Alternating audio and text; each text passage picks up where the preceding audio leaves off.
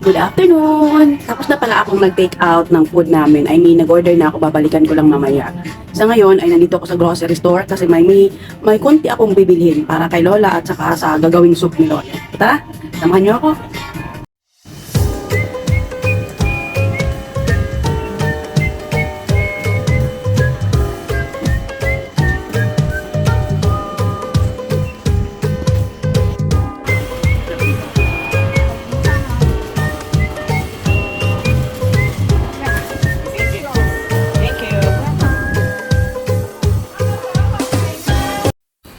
Ayan, tapos na tayo mag-take out at nakapag-grocery na. So, see you sa bahay!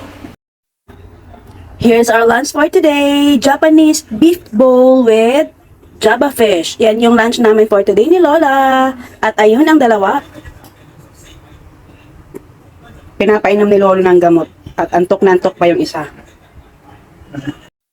Hello! Good! Good afternoon.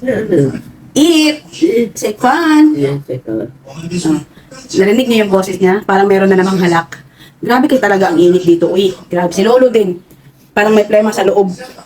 Basta, mga tao dito, may diferensya.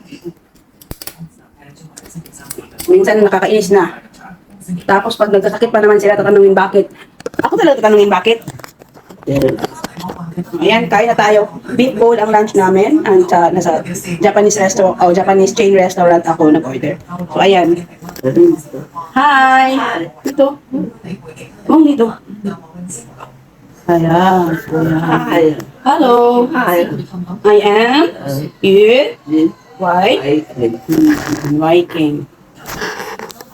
Ay, Diyos ko, ang init. Wala na talaga ako masabi kung hindi ang init. Tingnan mo naman. Binilhan ako ng amo ko. Matagal-tagal na ako hindi nakakain ng chips. Bumili na naman siya. At ang laman ng aming ref ay orange juice, ice cream, coke, lemon tea, tapos siomay na pang-steam. Yun ang laman. So sino ba talaga ang papayat? Dahil nilagyan na naman niya ng mga ice cream at saka mga popsicles yung ref namin. Pag may nakikita pa naman ako sa loob ng ref, kinakain ko, lalo na pag malamig. So ayan, ano pong lunch niyo ngayon? At kami ni Lola ay kakain na dahil gutom na rin to. Wala kaming pasok ngayon kasi Martes. So, ayan. Tara, kain po tayo. And, patansap naman ako. Thank you. Bye!